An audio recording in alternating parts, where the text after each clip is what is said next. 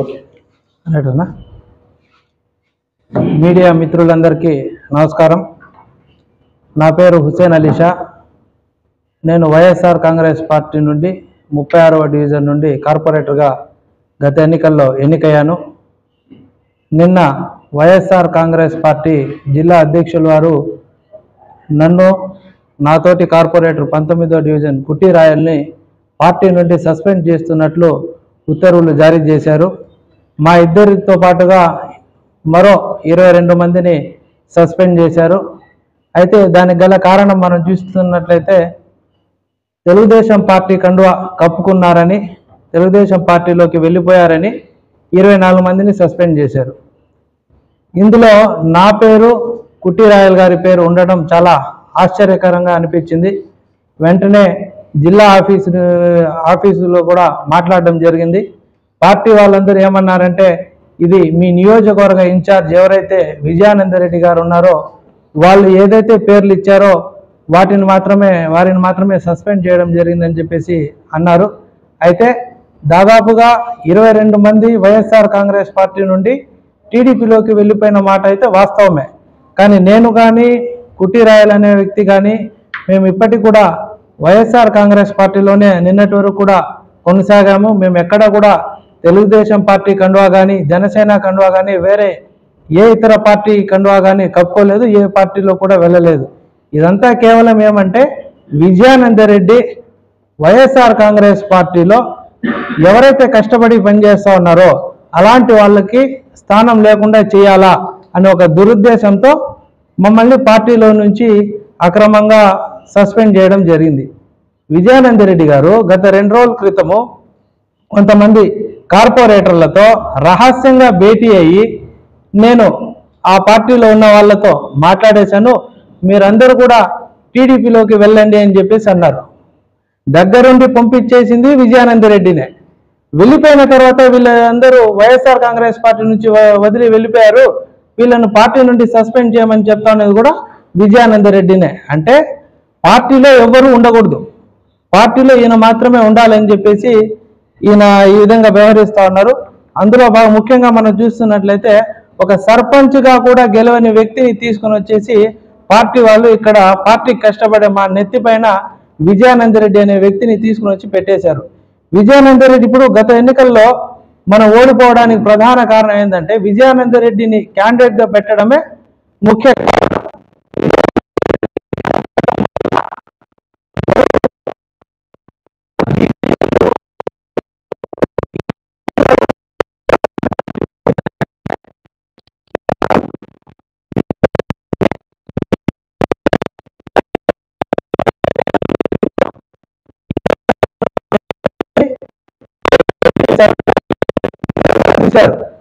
కేవలం ఓటు వేయమని అడగకుండా ఓటు మీరు ఖచ్చితంగా వేయాలా, జగనన్న మీకు అది చేయలేదా, ఇది చేయాలా, ఓటు నాకే వేయాలా, లేకపోతే మీకు ఆ పెన్షన్ కట్ చేస్తా, ఇది కట్ చేస్తా, అది కట్ చేస్తా అని చెప్పేసి దౌర్జన్యంగా ఓటు వేయించుకునే కార్యక్రమానికి వెళ్ళారు.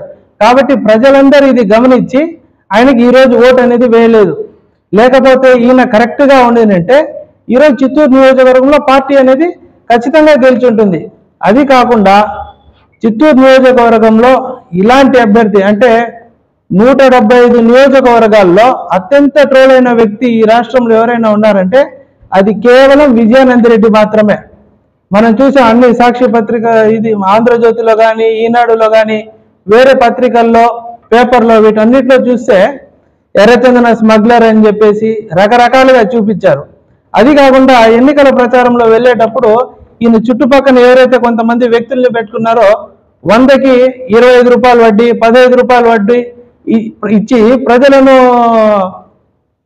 కష్టానికి గురి చేసే వాళ్ళని పక్కన పెట్టుకొని తీసుకొని పోయినారు. ఇలాంటి వ్యక్తుల వల్ల ఏమంటే ఈరోజు పార్టీకి ప్రజలు ఓటు వేయలేదు. అది కాకుండా ముఖ్యంగా మనం చూస్తున్నట్లయితే ఈ మన విజయానందరెడ్డి గారు చిత్తూరు నియోజకవర్గంలో జరుగుతున్న అన్ని అక్రమ వ్యాపారాలకి కింగ్ పిన్ ఎవరంటే, బాస్ ఎవరంటే విజయానందరెడ్డి గారు. లాటరీ తీసుకున్నా, లేదంటే వేరే మీరు పేకాట క్లబ్బులు తీసుకున్నా, ఇదంతా నడిపిస్తూ ఉండేది విజయానందరెడ్డి గారు అనేది చిత్తూరు నియోజకవర్గంలో ఉన్న ప్రతి ఒక్కరికి తెలిసిన ఓపెన్ సీక్రెట్ ఇది. ఇలాంటి వ్యక్తికి వైఎస్ఆర్ కాంగ్రెస్ పార్టీలో ఎమ్మెల్యే టికెట్ ఇచ్చి, అంటే ఒక సర్పంచ్గా కూడా గెలవలే అలాంటి వ్యక్తిని తీసుకుని వచ్చి ఈరోజు ఎమ్మెల్యే క్యాండిడేట్గా అనౌన్స్ చేసి పార్టీకి ఎప్పటి నుంచో కష్టపడతా ఉండే మా లాంటి వాళ్ళందరినీ ఈరోజు సస్పెండ్ చేయించే పరిస్థితి వచ్చిందంటే వీటన్నిటికీ ప్రధాన కారణం విజయానందరెడ్డి గారే. సో నేను మీ మీడియా మిత్రుల ద్వారా ఒకటే జగనన్నని, అదేవిధంగా ఈ జిల్లా ఇన్ఛార్జ్ ఉన్న పెద్దిరెడ్డి రామచంద్రారెడ్డి అన్న గారిని, మిథున్ రెడ్డి గారిని ఒకటే కోరుకుంటా ఉన్నాను. చిత్తూరు నియోజకవర్గంతో పాటు పూతలపట్టు, అదేవిధంగా జీడి నెల్లూరు నియోజకవర్గంలో వైఎస్ఆర్ కాంగ్రెస్ పార్టీ ముందు ఇక ఫ్యూచర్లోనైనా బలపడాలి అని అనుకుంటే ఖచ్చితంగా వెంటనే మీరు విజయానందరెడ్డి గారిని వైఎస్ఆర్ కాంగ్రెస్ పార్టీలో నుంచి తొలగిస్తే గానీ ఇక్కడ పార్టీ బలోపేతం కాదు. లేకపోతే ఎప్పటికైనా ఇదే పరిస్థితి ఉంటుంది. ఆయన కక్షపూరితంగా కావాలని చెప్పేసి ఈరోజు పార్టీ కోసం కష్టపడిన వ్యక్తులందరినీ కాదనుకొని వాళ్ళొద్దు వీళ్ళొద్దు అని చెప్పుకొని లాస్ట్గా ప్రజలు ఆయన వద్దనుకున్నారు చిత్తూరులో. కాబట్టి ఇలాంటివన్నీ కార్యక్రమాలు చేసి పార్టీని క్యాడర్ని కాపాడుకోలేని పరిస్థితి, పార్టీలో ఉన్న నాయకుల్ని కార్యకర్తల్ని కాపాడుకోలేక ఆయన యొక్క వ్యవహార శైలి నచ్చక చాలా మంది నాయకులు కార్యకర్తలు వీళ్ళందరూ కూడా వైఎస్ఆర్ కాంగ్రెస్ పార్టీని వీడి పక్క పార్టీ వైపు, అధికార పార్టీ వైపు చూస్తున్న పరిస్థితి. పార్టీ వాళ్ళపైన దాడులు జరిగితే విజయానందరెడ్డి గారు కనబడరు. వాళ్ళు ఏంటంటే ఒక మెసేజ్ పెడతారు, మీకు ఏదైనా జరిగితే మాకు కాల్ చేయండి, మేము వస్తాము, మీరు తిరిగి కొట్టండి అంటారు. తిరిగి మేము ఫోన్ కొడితేనే ఆయన ఫోన్ స్విచ్ ఆఫ్లో ఉంటుంది. మరి అలాంటి వ్యక్తి ఎవరిని కాపాడతారు, ఎక్కడ కాపాడతారు? అసలు ఈయన ఇప్పుడు చిత్తూరులో ఉన్నారా లేదా అనేది కూడా ఆశ్చర్యంగా ఉంది. ఈయన పార్టీ ఓడిపోయిన తర్వాత ఇది కూడా విన్నాము, అది ఎంతవరకు నిజమో మరి ప్రజలు మొత్తం ఆరోపణలు ఆయన పైన కూడా ఎక్కువగా ఉన్నాయి. పార్టీ వదిలేసి ఆయనే రాజకీయాలు వద్దు నేను వ్యాపారాలు చేస్తానని చెప్పేసి తెలుగుదేశం పార్టీ వాళ్ళ నాయకుడికి సమాచారం పంపించినట్టు, కబురు పంపించినట్టు తెలిసింది. మరి అంత భయపడి రాజకీయం చేసే దానికంటే రాజకీయ సన్యాసం తీసుకోవడం మంచిదని చెప్పి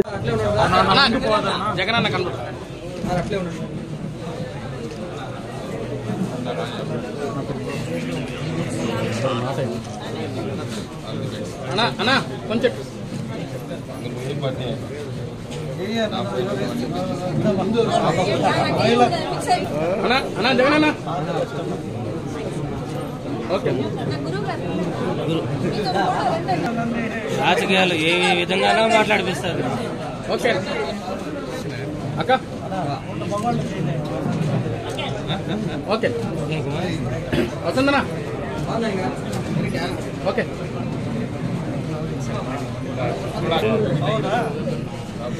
అన్నా అన్నా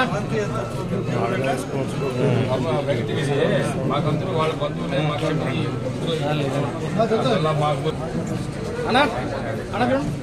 ఓకే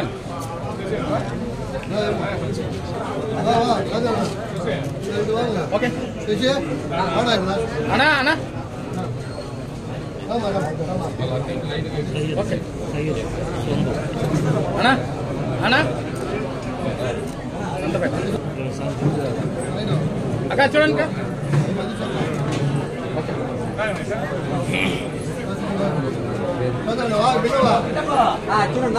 అదే అన్నా ససి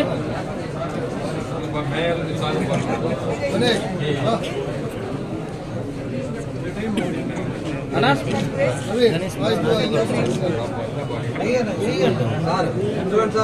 అన్నా చూడన్నా అన్నా ఈరోజు గౌరవ ఎమ్మెల్యే గుర్జల నా యొక్క హృదయపూర్వక నమస్కారములు. ఈరోజు మన గుర్జల సార్ మాట్లాడేటప్పుడు నాతో నేను అభివృద్ధికి మన టౌన్ అంతా అభివృద్ధి చేయాలని ఆయన ఉద్దేశంగా ఉంది కాబట్టి మేమందరూ సార్తో కలిసి మేము కూడా అభివృద్ధి చేస్తామని కోరుకుంటున్నాం. అందరికీ నమస్కారం. ఈరోజు చిత్తూరు అభివృద్ధిని దృష్టిలో పెట్టుకొని మన గురజాల జగన్మోహన్ గారు మంచి మాస్టర్ ప్లాన్ పెట్టుకున్నారు చిత్తూరుని డెవలప్ చేయాలని.